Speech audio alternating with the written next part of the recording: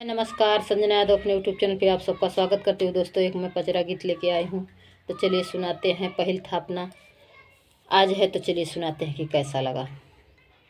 तो बने रहिएगा हमारे चैनल में। तो पहिल थापना का आप सभी को ढेर सारी बधाई, शुभकामनाएँ। तो ऐसे ही बने रहिए, प्यार दुलार ज़्यादा से ज़्यादा दीजिएगा दोस्तों। तो चलिए कैसा लगा।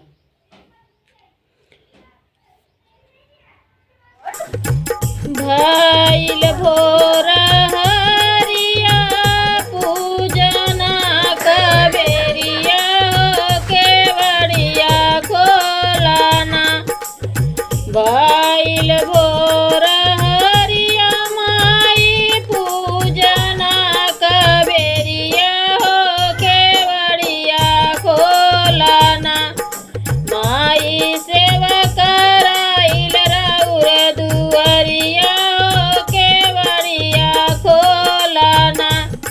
माई सेवा कराइल रउर दुअरिया केवड़िया खोलाना।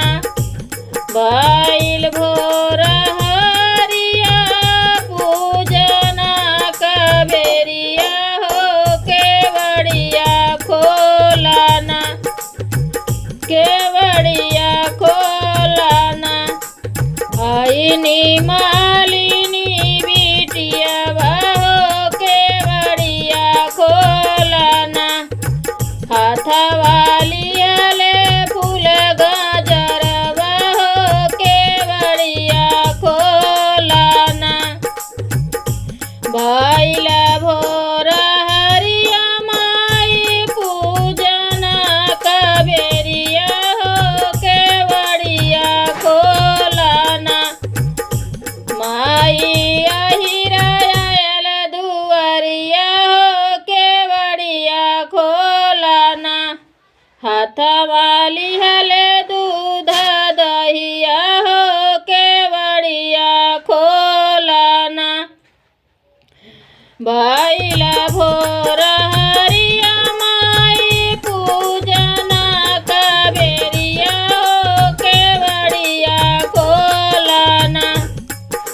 आइल बभना कह छोकरवा हो केवड़िया खोलाना। माई हाथ वाली हले पोथिया हो केवड़िया खोलाना। भइल भोर हरिया माई पूजना कबेलिया हो केवड़िया खोलाना। आइल सेवा करउर दुअरिया हो केवड़िया खोलाना। आइल सेवा करउर दुअरिया हो केवड़िया खोलाना। भइल भोर हरिया माई पूजना कबेरिया हो केवड़िया खोलाना। बजा